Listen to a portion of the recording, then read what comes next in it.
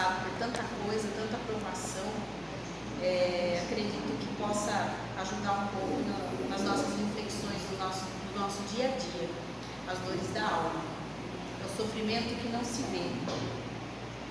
Todos nós conhecemos a dor física, né? E ela se manifesta no corpo, aí é percebido nos sentidos e muitas vezes a gente encontra um diagnóstico, né? E aí a gente vai cuidar disso fazendo um tratamento. Mas existem as dores silenciosas, profundas, persistentes, que são as dores da alma, né? São dores que não aparecem nos exames, mas elas pesam no coração. A angústia sem causa aparente, tristeza prolongada, a culpa que não se apaga, o medo constante de alguma coisa, sensação de vazio, solidão, abandono. Nós vivemos numa sociedade que valoriza muito o sorriso externo, né? Ignora os conflitos internos, porque tem que estar sempre aparecendo tudo muito bonito, né? Aos olhos da sociedade. E aí há esse sofrimento em silêncio.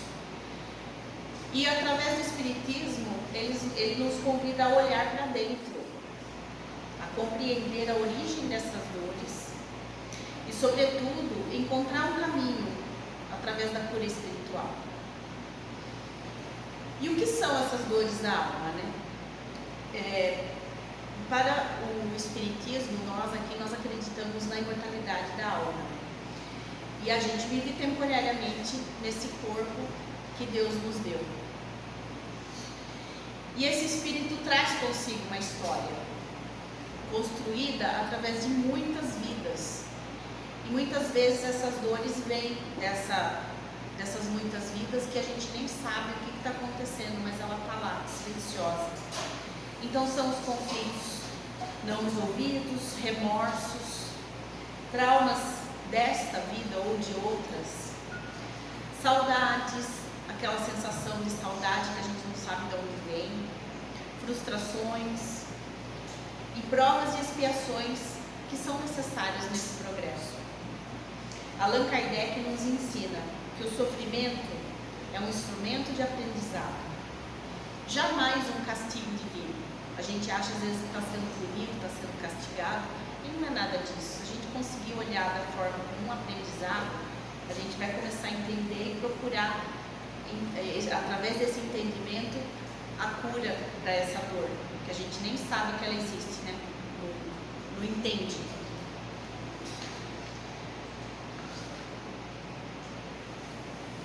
E essa dor, nosso Pai maior, ele tem como finalidade nos ensinar.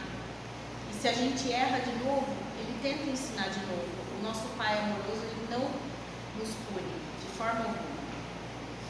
E essa dor, ela não surge para nos destruir, ela vem para nos despertar. E esse despertar, estamos cientes disso? Estamos compreendendo as lições que a vida está nos dando para que não cometamos os mesmos erros novamente? Quando a gente erra, a gente aprendeu com esse erro?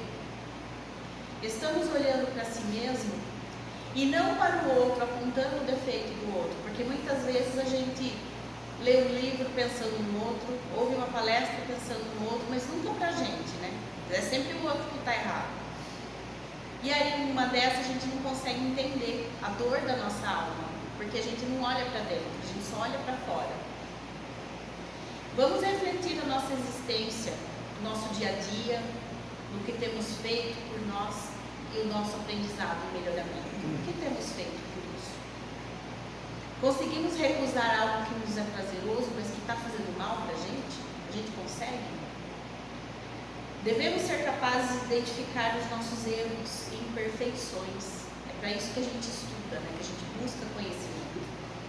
E nos procurar mudar, mesmo que lentamente, porque o processo é lento mesmo. Mas praticar a mudança de fato. No Livro dos Espíritos, nós aprendemos que as provas são desafios escolhidos antes da encarnação, para o nosso progresso espiritual. O espírito, no plano espiritual, escolhe as provas que deseja deseja enfrentar. E muitas vezes escolhendo meios difíceis para esse aprendizado, para que ele venha mais rápido, para que ele venha mais completo. E uma prova, ela pode se tornar uma expiação caso a gente falhe. E uma expiação pode ser uma prova escolhida. Meio confuso, né? Mas quem nunca se perguntou diante de uma dificuldade, o que eu fiz para merecer isso? Ou então, não é possível que eu escolhi passar por isso. A gente fica meio ranzinza, né? Meio reclamando, nossa, eu não acredito que eu esqueci, que eu escolhi passar por isso, eu não quero mais, dá para desfazer? Quem nunca, né? E um exemplo de prova que muita gente passa, ainda mais nos dias atuais, são as dificuldades financeiras. Mas essa dificuldade muitas vezes vem para a gente praticar o desapego, praticar a caridade, a generosidade. Muitas vezes ela vem na saúde, dando aquela rasteira, aquele susto. E aí é a necessidade de ter paciência, de ter fé, fazer o que deve ser feito, né? Buscando a cura, buscando acreditar no que o médico está falando e não naquilo que a gente acha que está certo. Muitas vezes começa um tratamento e não vou mais tomar esse remédio. Houve já situações da pessoa procurar ajuda com um psiquiatra porque está realmente precisando. E aí, em dado momento, ele acha que ele está bom e para com os medicamentos, para com tudo, retoma a velha vida que até então não estava dando certo. Então, isso eu acredito que seja viver em vão, né? Porque não está aprendendo com a dor, muito menos no amor, né? E as expiações são consequências naturais de escolhas equivocadas no passado. São o pagamento de débitos kármicos, visando a reparação. A expiação é um processo de reparação do erro, visando a reconciliação com o divino, que pode ocorrer através do sofrimento, pelo erro cometido, a remoção da culpa ou da purificação, como um caminho de crescimento moral e a reconexão com Deus. O aprendizado, esta reeducação, ela não é um castigo, ela é um processo didático de evolução. Embora seja sofrido, mas é um processo didático, é um momento que a gente passa para poder entender tudo o que está acontecendo. A dívida kármica é quando o espírito passa por experiências, provas ou expiações que o fazem sentir as consequências dos seus erros passados, aprendendo a reparar o mal causado e se reeducar moralmente. A diferença da provação é, enquanto a provação é um teste para o crescimento, a expiação é especificamente para saldar um débito kármico. Então, a expiação, ela é fundamentalmente um mecanismo de purificação e restauração, permitindo que o indivíduo se aproxime do divino após cometer as suas falhas. Mas é necessário entender que nem toda dor vem do passado espiritual. Muitas dores da alma nascem no aqui e agora. E o que podem ser essas dores? Garanto que todo mundo tem um orgulho ferido, expectativas irreais, apego excessivo, falta de perdão, dificuldade de aceitar uma realidade. Um orgulho ferido, quando a autoimagem ou o ego de uma pessoa são abalados através de uma rejeição, crítica, falha, ninguém gosta de ser criticado, né? Ninguém gosta que aponte aquele dedo para você falando, olha, isso aqui está errado, isso aqui não é legal. Isso dói lá no fundo da alma, né? Que gera sentimentos de vergonha, de humilhação, de raiva. É uma reação defensiva, né? Não deixa de ser uma reação defensiva. E ele se sente indignado por ter o seu valor pessoal ou superioridade questionados. Ninguém gosta de ser questionado. As expectativas irreais, elas impõem um padrão que sufoca.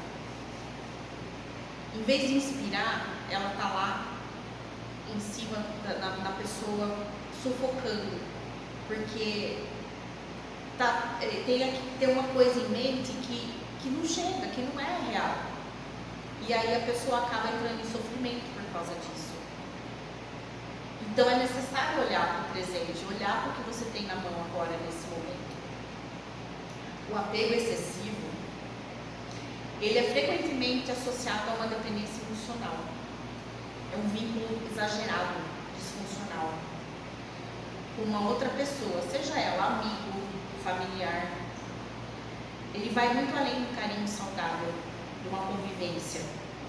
E ela se caracteriza pela necessidade contínua de proximidade física e psíquica, frequentemente motivado por insegurança. Uma pessoa insegura, ela cola na outra e aí não consegue viver por si só. É uma insegurança de medo, de abandono, e ela tem que colocar essa outra pessoa como centro do universo na sua vida. E aí negligencia totalmente o seu próprio objetivo, a sua vida, os seus sonhos, a sua própria individualidade. Ela deixa de existir. E isso é muito ruim, porque o indivíduo passa a viver vegetando, como se ele não existisse por si só. A falta de perdão é uma retenção de mágoa, né? Ressentimento, raiva, amargura contra si mesmo ou, principalmente, né, contra outros, por ofensas passadas. Ela é descrita metaforicamente como, por Shakespeare, né, tomar veneno e esperar que o outro morra. Isso é muito sério, a falta de perdão. Mas eu tenho certeza que todo mundo aqui já perdoou alguém, né? Assim como também tem aquele que você não consegue perdoar. Isso é tão necessário. É como se saísse um saco de cimento das costas quando a gente consegue perdoar alguém. Consegue se livrar, se libertar dessa mágoa, tocando a sua vida para frente, esquecendo o que aquele outro fez e segue a vida. A dificuldade de aceitar a realidade é quando o indivíduo se recusa a reconhecer os fatos, as situações, as emoções dolorosas que contradizem as suas expectativas, seus desejos, suas visões do futuro. É uma forma de fundamental. E aí ela, para evitar o sofrimento, ela faz essa fuga. E aí gera estresse, gera ansiedade. Isso acontece porque a pessoa não consegue lidar com perdas, frustrações, com desapontamentos. E quando a realidade ameaça a sua autoimagem, a sua segurança, ela entra nesse modo de dificuldade de aceitar a própria realidade. O sofrimento se agrava, quando resistimos a uma lição. A dor permanece quando não assimilamos o aprendizado que ela carrega. Então nós temos um momento de dor, um momento de sofrimento. E o que nós podemos aprender com isso? Qual foi a razão dessa dor estar existindo? Por que ela está existindo? Nós temos que ter coragem de olhar para ela e identificar tudo o que está acontecendo. Por que isso está acontecendo comigo? Para que a gente possa absorver o aprendizado e conseguir seguir em frente. Entre as dores da alma, a culpa é a mais paralisante das dores da alma. A consciência desperta, acusa, cobra e oprime. E tem a diferença da culpa para a culpa permanente. A culpa por si só, ela é a consciência de um erro, que gera um remorso. Mas, se ela não for transformada em arrependimento e em ação reparadora, ela se torna um fardo moral, muito prejudicial e que drena as nossas energias, abrindo portas para desequilíbrios, obsessões. A gente sabe muito bem o tipo de obsessor que pode chegar até nós quando emanamos esse tipo de energia. Enquanto que um verdadeiro arrependimento, que é uma mudança de atitude, ela foca na reparação e no crescimento, e não na autopunição paralisante. É crucial o auto-perdão para poder seguir em frente. O lado bom é que a culpa é um sinal de que a consciência funciona. E o Espiritismo propõe transformar essa energia, toda essa energia que a culpa traz, em um processo construtivo de reparação e evolução, e não em um cárcere mental. A culpa permanente é um cárcere mental, é a estagnação. É necessária uma mudança de entendimento e de atitude. Essa conscientização leva à maturidade, ao autoconhecimento, e os que acumulam autoconhecimento pela prática do bem e pela observação do todo. Os acontecimentos da vida nos trazem conhecimento e entendimento, que nos libertam das culpas que muitas vezes trazemos para nós por acreditarmos sermos heróis e obrigação de resolver tudo. Tem isso ainda, porque a gente começa a procurar problema onde não existe, querer resolver o problema do outro que não é seu, e aí você acaba se culpando por não ter conseguido resolver aquilo, e aí é mais uma bagagem na nossa infinita imaginação que acaba impedindo o nosso próprio crescimento, seja espiritual, moral. Em algum momento, acreditamos, sendo assim, a gente acredita ser responsável pela felicidade alheia. É assumir uma responsabilidade que não nos pertence. Essa responsabilidade não é nossa. Nós não temos que buscar isso para a vida do outro. Nós temos que ver os nossos próprios problemas e buscar resolver. Esse tipo de preocupação, culpa, há quem ache que é caridade. Eu estou ajudando ele. E não é. Isso não tem nada a ver com caridade. Na verdade, quando você age dessa forma, você está subestimando a capacidade da outra pessoa de poder resolver os próprios problemas, de poder ter o seu próprio crescimento, de crescer e evoluir. A gente deve sim ser participante da vida do outro, né? Principalmente em família, mas nunca, jamais querer ter esse tipo de controle, porque não cabe a nós. Nós temos que saber distinguir isso. Quando cremos em Deus, em nós, Ele nos guia para solucionarmos as dificuldades de acordo com a nossa evolução. Então, quem somos nós para querer resolver o problema do outro, sendo que ele tem o próprio nível evolutivo dele, diferente do nosso? Ninguém é igual a gente. Então, isso é muito importante pensar nisso. A consciência do erro, quando tomamos posse desse tipo de consciência, a gente percebe que se cometeu uma falha ou um mal contra si mesmo ou contra o outro. E isso pode vir do orgulho e não aceitar em errar, do desrespeito, deveres ou erros passados trazidos de outras vidas também. Isso pode ser.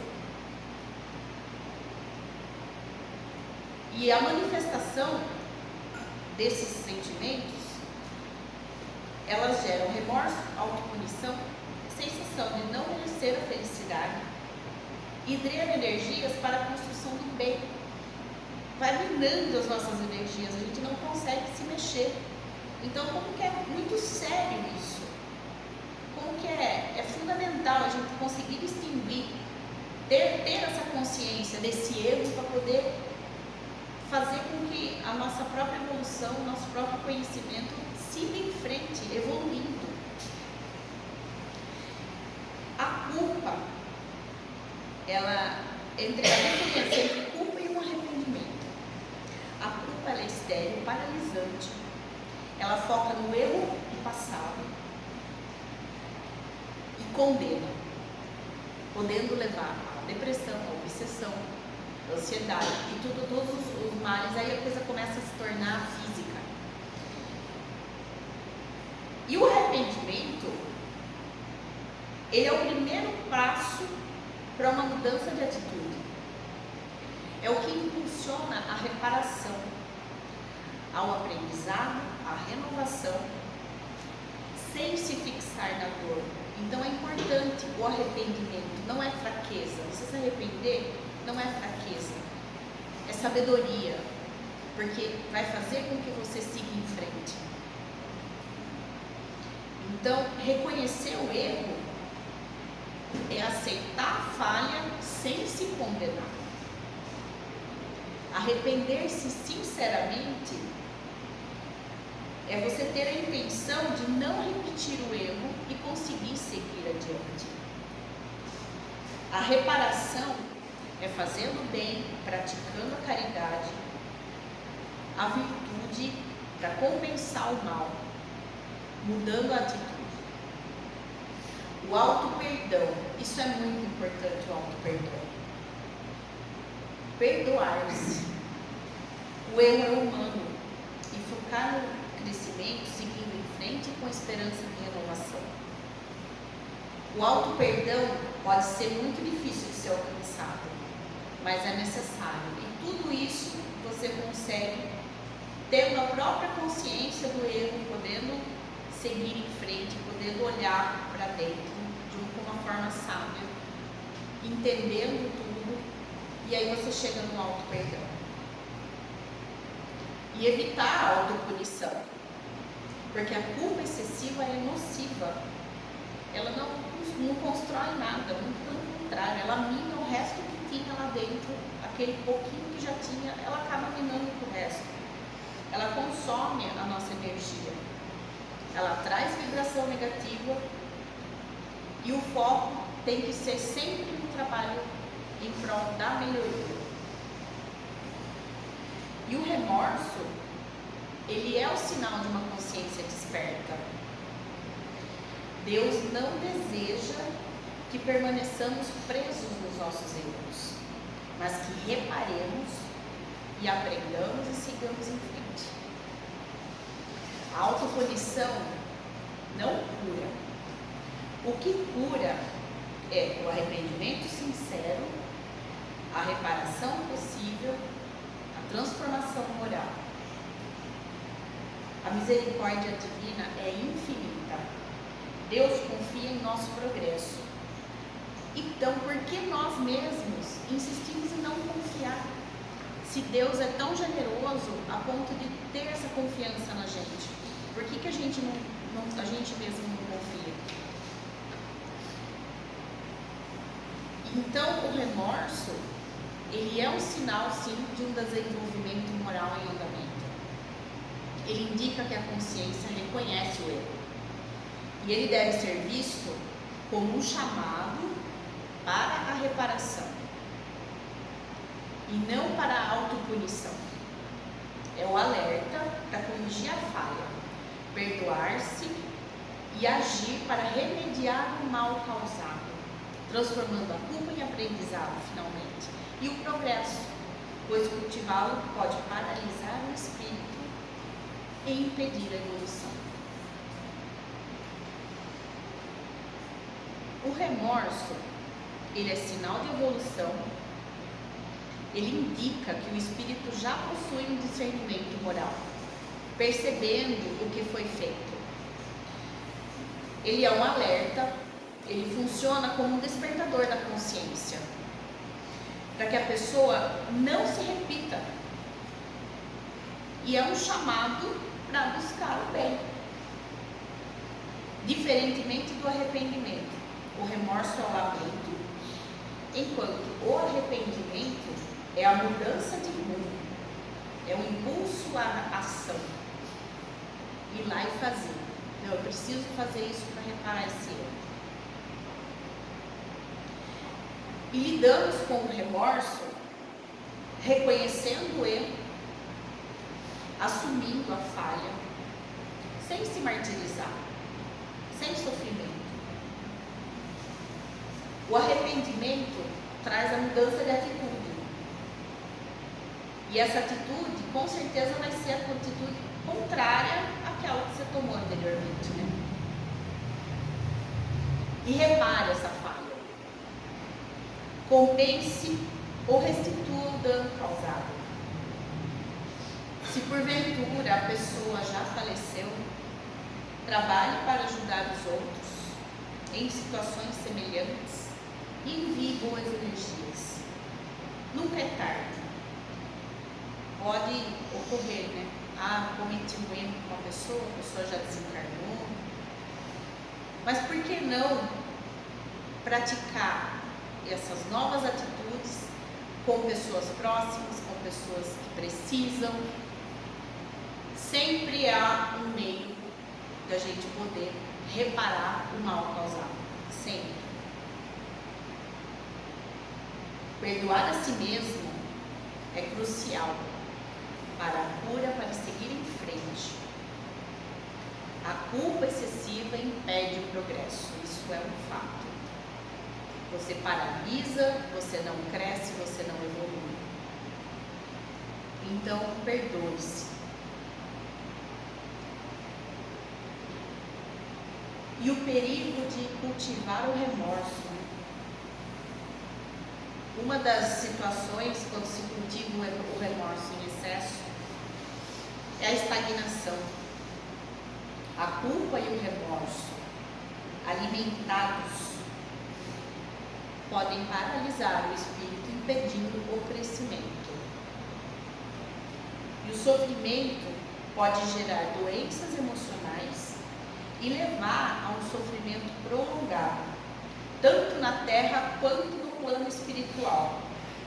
Nas obras de André Luiz, há muitos relatos, né, de espíritos adormecidos, espíritos que estão presos à matéria, seja por vaidade, seja por ganância, e eles estão lá aprisionados, porque eles não conseguem simplesmente desapegar. E isso pode levar muito tempo para conseguir a recuperação. No nosso lar tem vários relatos, é muito interessante. E o remorso é uma ferramenta de aprendizado. Transformá-lo em arrependimento ativo e reparação é o caminho para a evolução, liberando o espírito da culpa e abrindo portas para a paz interior. Nossa, agora já passou.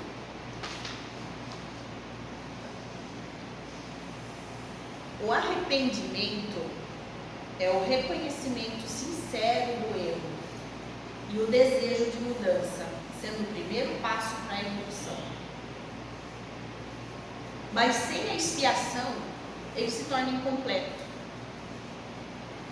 Então, o arrependimento é o reconhecimento e mudança.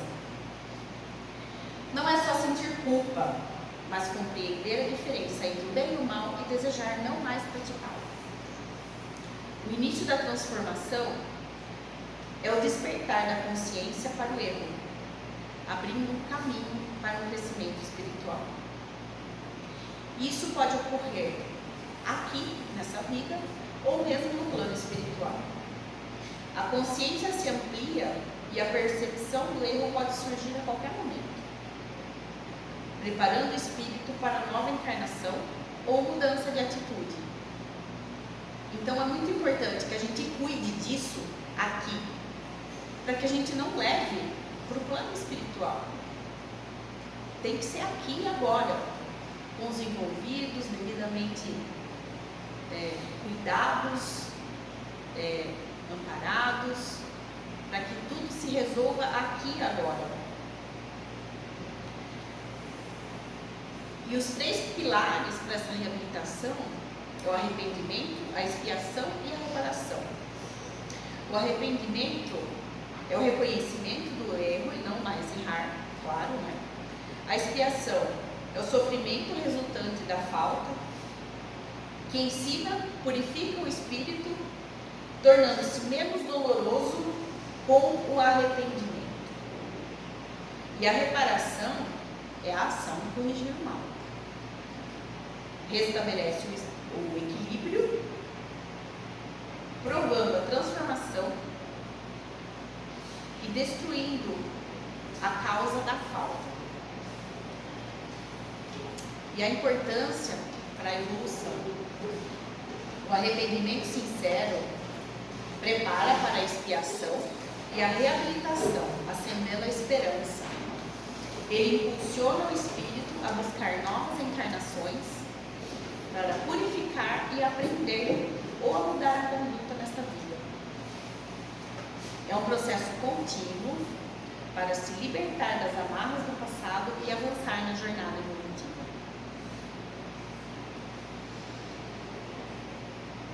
E pode parecer um pouco contraditório, mas muitas dores da alma surgem para curar outras dores. A dor quebra o orgulho, ensina humildade, desenvolve empatia, fortalece a fé e amplia a consciência espiritual. No Evangelho, Jesus não prometeu a ausência de sofrimento, mas o sentido para o sofrimento. E no Evangelho segundo o Espiritismo, temos a frase: bem-aventurados os que sofrem, porque serão consolados. Esse consolo não é apenas futuro, ele começa no porquê da dor. A dor é um mecanismo de evolução e aprendizado, é um mecanismo divino. É uma bênção disfarçada para lapidar o espírito, com causas que podem ser presentes ou passadas, no caso, a reencarnação da vida passada, e serve como um alerta. Repara erros e incentiva a melhoria moral e a busca por Deus, transformando o sofrimento em crescimento através da resignação e do amor. As origens da dor podem ser nas leis da causa e efeito, mecanismo pedagógico, aviso da natureza, e no caso, na lei da causa e efeito, é uma consequência das nossas próprias escolhas e ações. No caso, quando ela surge como um mecanismo pedagógico, ela funciona como um professor. Ela nos alerta dos desequilíbrios e nos impulsiona o espírito à evolução.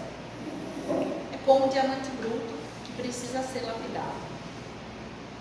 Quando ela atua como um aviso da natureza, ela nos avisa sobre problemas do corpo. É quando a gente somatiza, né? Começa a passar mal, começa a ficar doente, procurar médico, tomar remédio.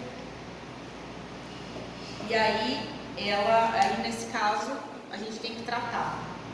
Então, protegendo de danos maiores e motivando a busca da cura.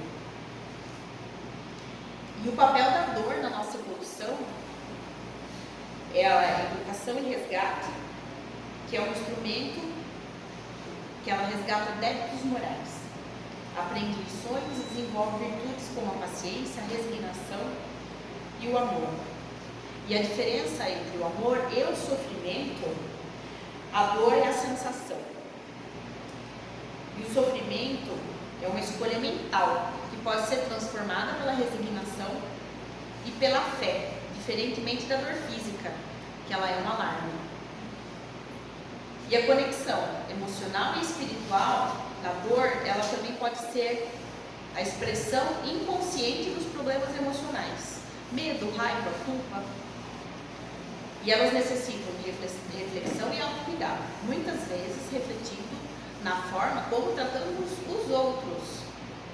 Veja bem, você desconta, né? Tá com raiva, tá triste, tá passando mal, e aí vem uma pessoa e você já manda logo uma cacetada na pessoa. Então, tem que cuidar para que isso não aconteça. E como lidar com essa dor, né? Resignação e fé, né? Aceitar a dor como entendimento. Ação e amor, usar a dor como motivação para mudar os hábitos e buscar o bem. Praticar o amor, serviço ao próximo. É um espelho de nós mesmos. E transformar, né? Enxergar a dor não como um castigo, mas como uma oportunidade de fortalecer o espírito, alcançar a felicidade maior, como uma misericórdia divina. E os caminhos para aliviar as dores da alma, nós temos o autoconhecimento, né, que é identificar os sentimentos, aceitar as fragilidades, a prece, não para mudar Deus, mas para nos harmonizar com Ele. Evangelho no lar, passe espírito,